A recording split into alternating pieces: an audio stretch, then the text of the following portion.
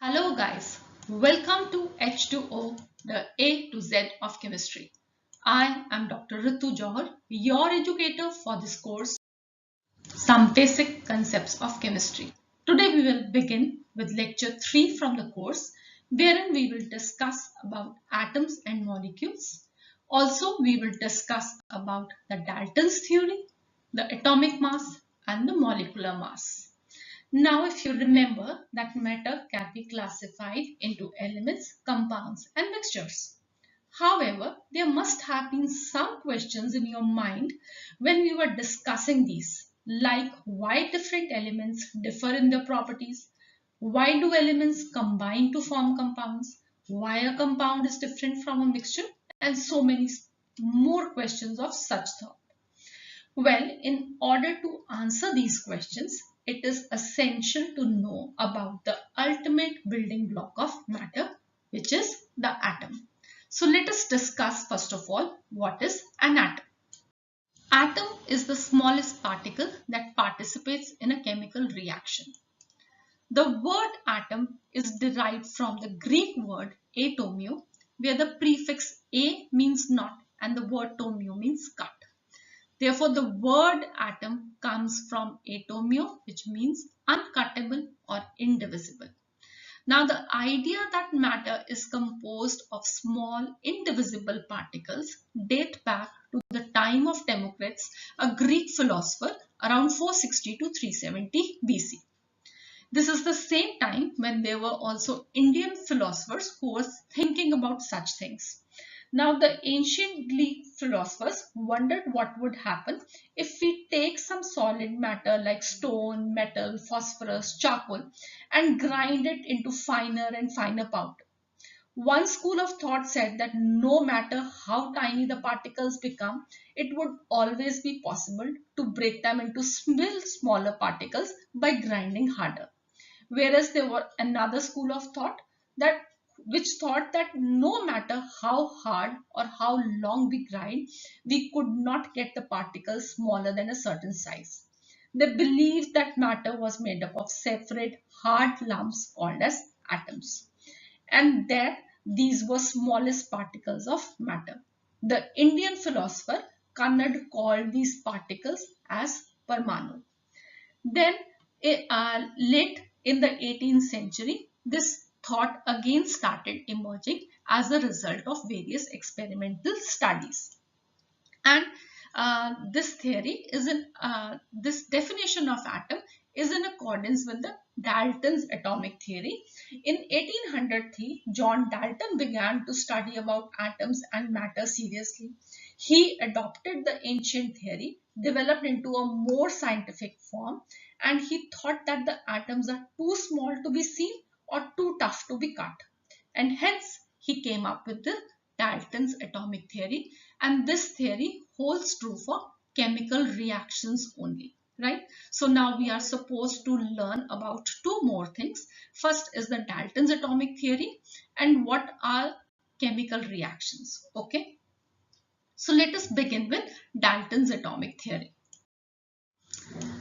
Now, Dalton's atomic theory, I've already told you that it is given by John Dalton. It was in the year 1803, and the main postulates of this theory are that matter is composed of very small indivisible particles called as atoms. Atoms of the same element, they are identical in all respects. So if we take the element hydrogen, all the atoms which are present in that element will be made up of the same type of atoms, the hydrogen atoms, okay? And if we have the oxygen as an element, all the atoms in the oxygen element would be made up of oxygen atoms, okay?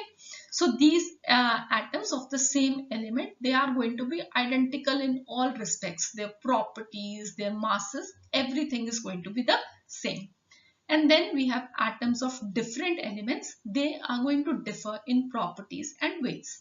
So the atoms of hydrogen element are going to be different from the atoms of oxygen element. Okay. So there is going to be a difference in the properties also, difference in their masses also. Atoms of different elements, they combine in a simple but a fixed ratio to form compound atoms. Okay, so he did not know what are molecules. What he said about atoms combining, different atoms coming together as compound atoms. And then atoms are neither created nor destroyed in a chemical reaction.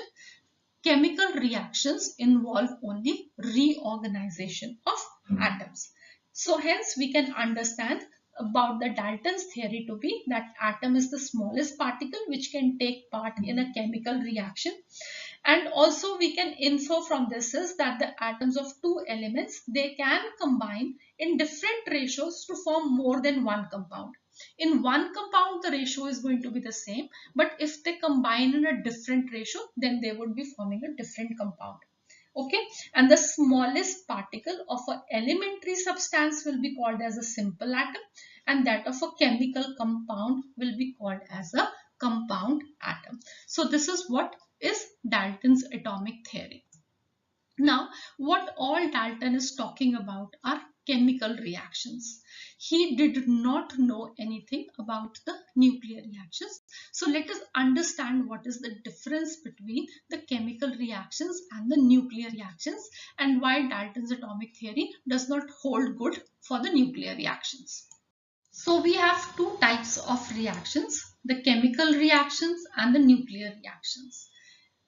See the examples of the chemical reactions. We have carbon plus oxygen forming carbon dioxide. This is a combustion reaction. You've already done this in class 10. And HCl plus NaOH forms water plus NaCl. This is a neutralization reaction. What do these reactions show? These reactions, basically, what do we see? That the elements in the reactant side, they are same on the product side also.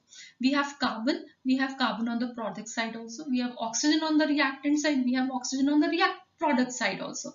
Similarly, in the second reaction, H and H, Cl and Cl, Na and Na, O, H, H. So everything on the reactant side is present on the product side. Hence the identity and hence the properties of the participating elements is maintained in the chemical reactions. Now see the nuclear reactions. This is the example of the uranium fission reaction. So this is uranium 92 238. What does this mean is that 92 is the atomic number of uranium and 238 is the mass number. So uranium 92 238 breaking up into thorium plus helium plus gamma rays, right? So now the element uranium, which was present in the reactant side, is nowhere seen on the product side. Similarly, thorium, helium, gamma rays, which are in the product side, they were not at all in the reactant side. Hence we have created new atoms, and this does not go along with the Dalton's atomic theory, right? So the Dalton's atomic theory is going to hold good only for the chemical reactions and not the nuclear reactions. What happens in the nuclear reactions is that the identity of the elements is not maintained, but the atomic number and the mass number is conserved. You can see that also, that uranium, the atomic number is 92. Okay, on thorium we have 90 and helium is 2, so 90 plus 2 is 92, so the atomic number is conserved. Similarly, the mass number, uranium has 238 and thorium has 234 plus 4 of helium, again 238, so the mass number is also conserved. Okay, but as we were talking, so we in this course would be discussing only about the chemical reactions.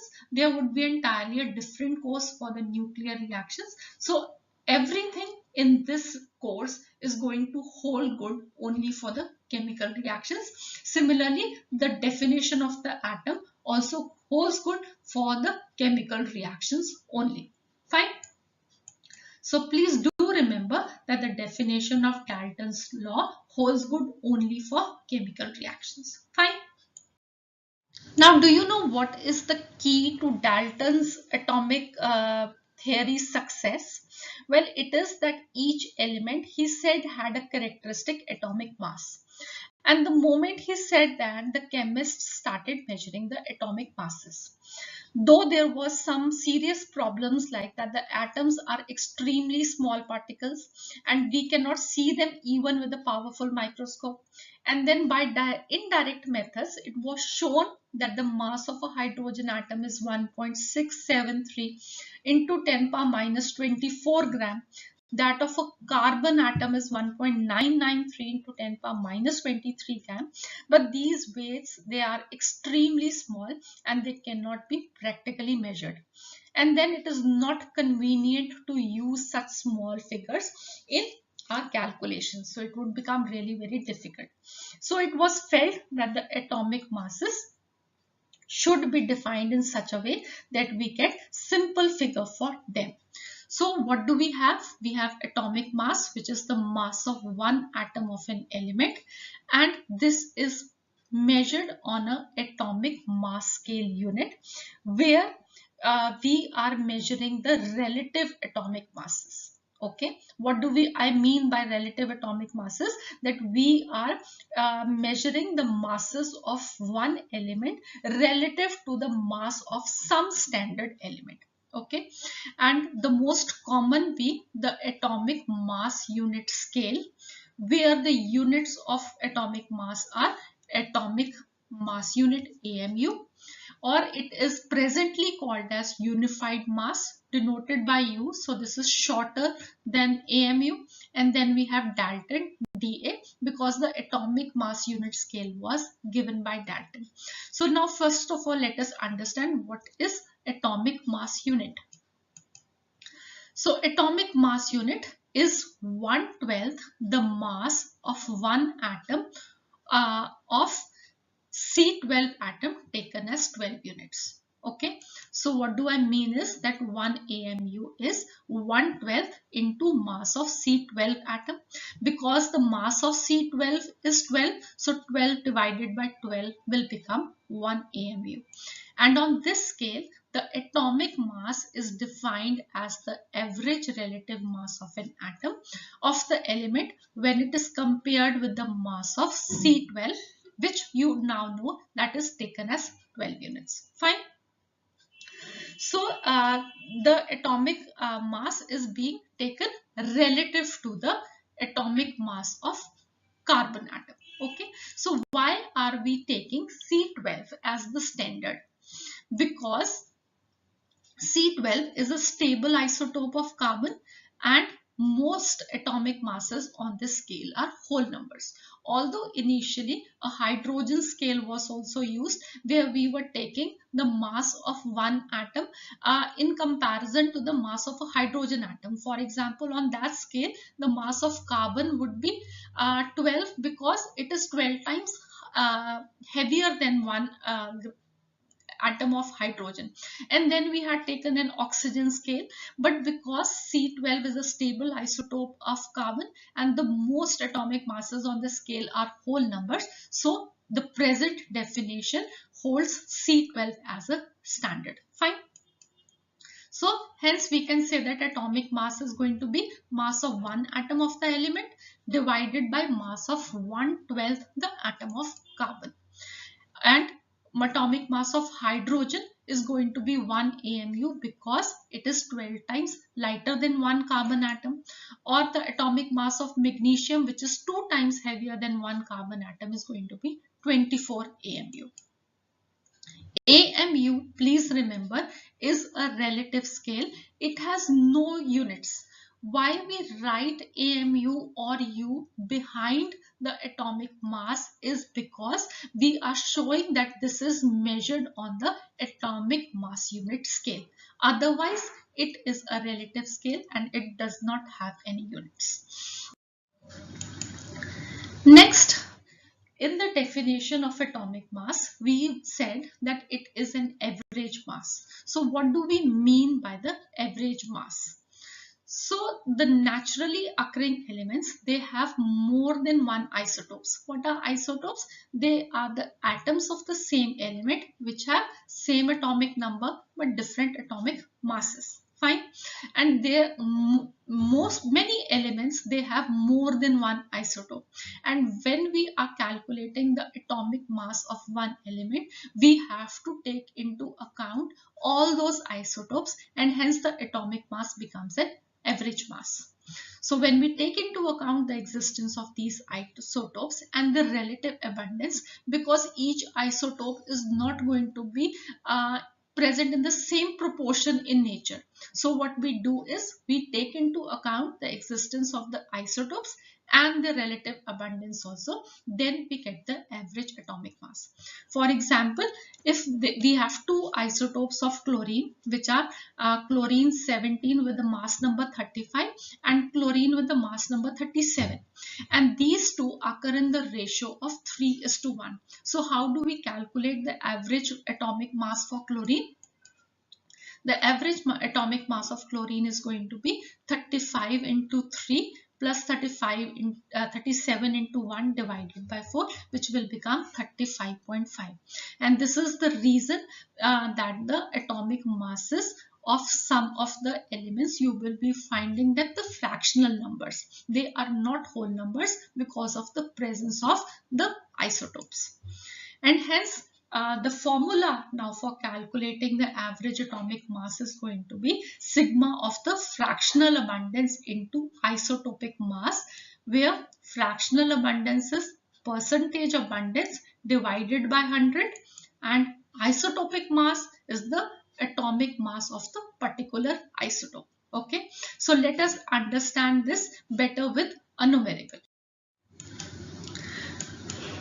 So we have the element chlorine, which contains two isotopes, chlorine with 35, which has a mass of 34.98 AMU, and chlorine 37, it has a mass of 36.98 AMU. And the atomic weight we already know is 35.46, and what we are supposed to do is to calculate the percentage of each of the isotope in chlorine. Fine. So let the percentage of chlorine 35 be X%. Then the percentage of chlorine 37 will be 100 minus X%. The fractional abundance, because we are supposed to know the fractional abundance plus the isotopic mass. Fine. So the fractional abundance of chlorine 35 is going to be X by 100, and chlorine 37 is going to be 100 minus X divided by 100. Fine. And the atomic mass is the summation of all the fractional abundance into the isotopic mass. So we can write that 35.46, which is the atomic weight which is given, so is going to be equal to X into 100 multiplied by 34.98. So this is for chlorine 35. Okay, so the fractional abundance multiplied by the individual isotopes atomic mass plus 100 minus X over 100 into 36.98, which is the mass of chlorine 37. Fine.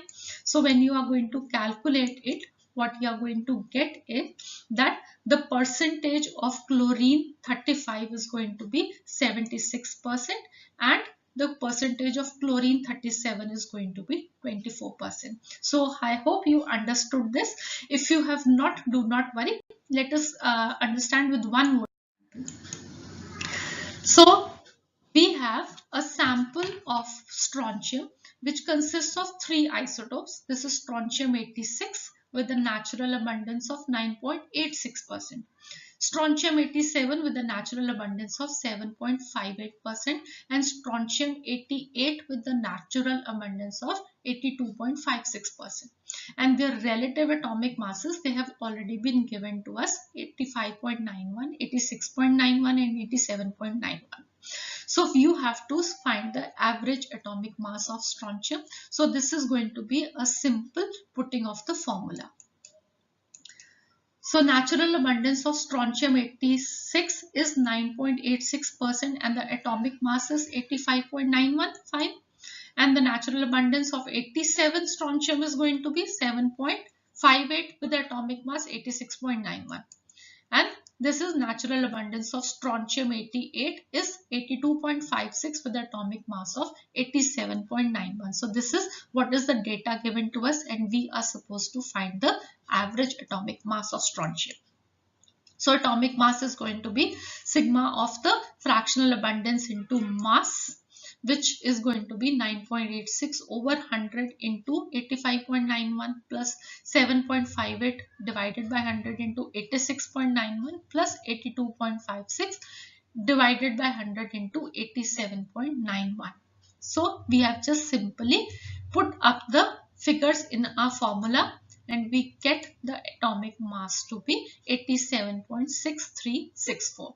So I hope now you will be able to calculate the average atomic mass of any element when the natural abundance of the isotopes at the atomic masses are given, or you have to find any of the other things. Fine. So now, what is gram atomic mass? So atomic mass of an element, when it is expressed in grams, it is called as gram atomic mass, because we are in a habit of weighing our things in grams and kilograms. So we wanted to weigh the atomic mass also in grams. So when we express the atomic mass of an element in grams, it is going to be called as gram atomic mass. We also call this as gram atom. Fine.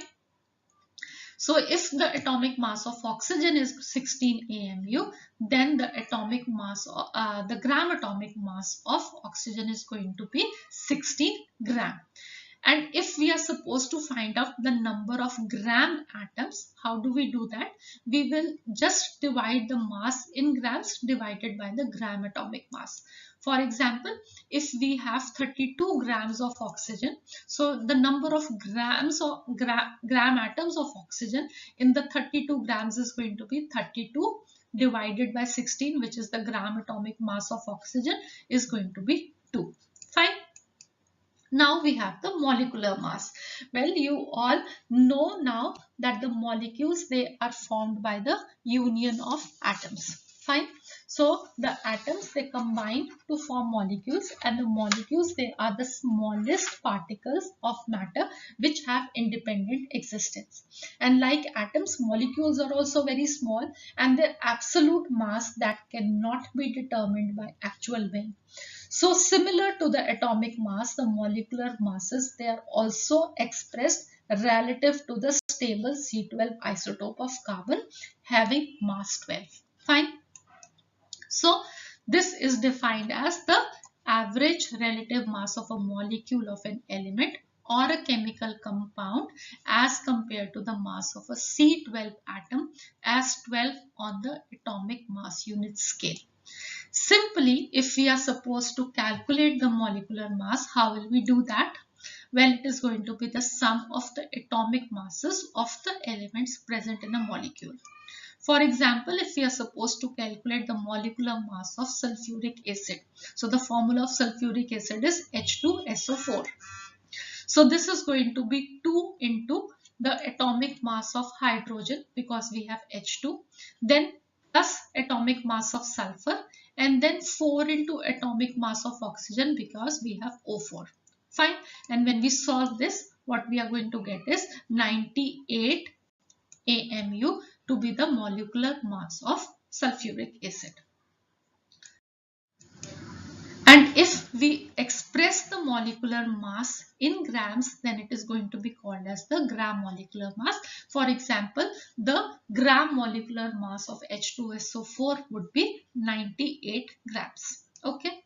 Now, what is formula mass? Well, in case of ionic compounds, we cannot express the mass as molecular mass. Why? Because the formula of the compound, it does not represent one molecule of the compound.